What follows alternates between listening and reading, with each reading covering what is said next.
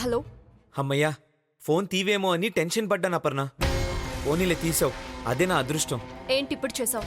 నేను అలా చేసుండకూడదు అపర్ణ. ఆ క్షణంలో నేను మనిషిని మర్చిపోయి మృగంలా ప్రవర్తించాను.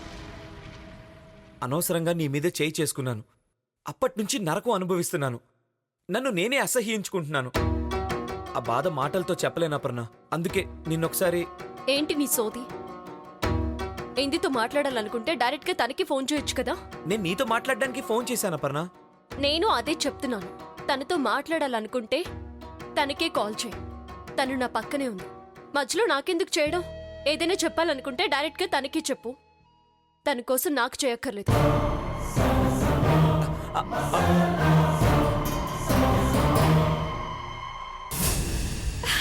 అక్క, బావ నీకు ఫోన్ చేసి నాతో మాట్లాడాలన్నాడా? అవునిందు, అర్జెంటుగా నీతో మాట్లాడాలనిపిస్తుందంట. ఉన్న పళ్ళంగా నిన్ను చూడాలనిపిస్తుందంట. ఏంటేంటేంటి? బావకి నాతో మాట్లాడాలనిపిస్తుందా? నన్ను చూడాలనిపిస్తుందా? అసలు ఇది కళ నిజమా?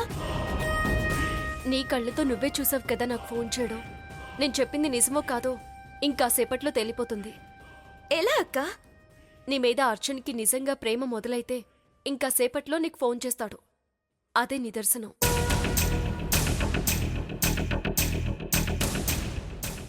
Phone switch off చేసిందేంటి?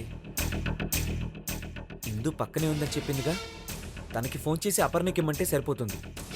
అవునక్క, బావలో మార్పు వస్తే వెంటనే నాకు ఫోన్ వస్తుంది.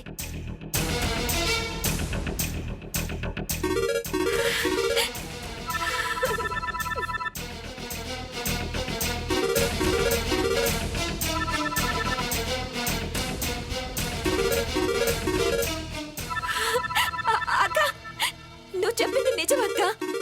బావ నాతో మాట్లాడాలని ఫోన్ చేశాడు. నేను చెప్పింది నిజమని ఇప్పటికైనా నమ్ముతావా? ఇదే ప్రేమంటే. అర్జున్లో ప్రేమ మొదలవుతుంది. అందుకే నీతో మాట్లాడాలని తను స్ట్రాంగ్గా కోరుకుంటున్నాడు. చిన్న చిన్న పొరపాట్లు చేసుండడం వల్ల నీతో మాట్లాడడానికి మొహమాట పడుతున్నాడు. నువ్వు మాట్లాడిందు. మామూలుగా అయితే మాట్లాడేదాన్ని, కానీ ఫస్ట్ టైం నన్ను ఇష్టపడి చేస్తున్నాడు. మాటలు రావట్లేదక్క. కాళ్ళు చేతులు వణుకుతున్నాయి. గుండెల్లో దడ, గొంతు తడ అరిపోతుంది. ఫస్ట్ టైం కదా, అలాగే ఉంటుంది. ఇలా అయితే నేను మాట్లాడతాను.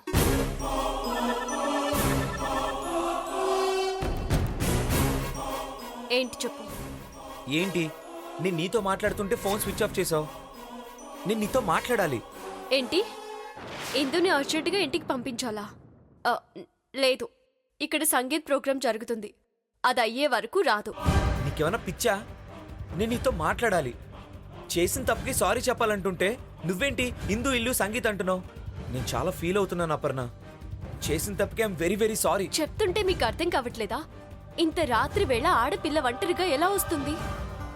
ఈ రాత్రికి ఇక్కడే ఉంచి రేపు ఉదయాన్నే పంపిస్తాను. మీ ఇందుని తని తీరా చూసుకోవచ్చు. అర్థమైందా? అర్థమైందా అపర్ణ?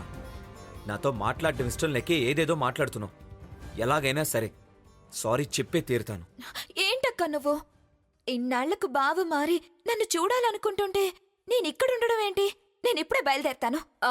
లేదిందు, ఇలా పిలవగానే పరిగెడితే లోకువైపోతావు.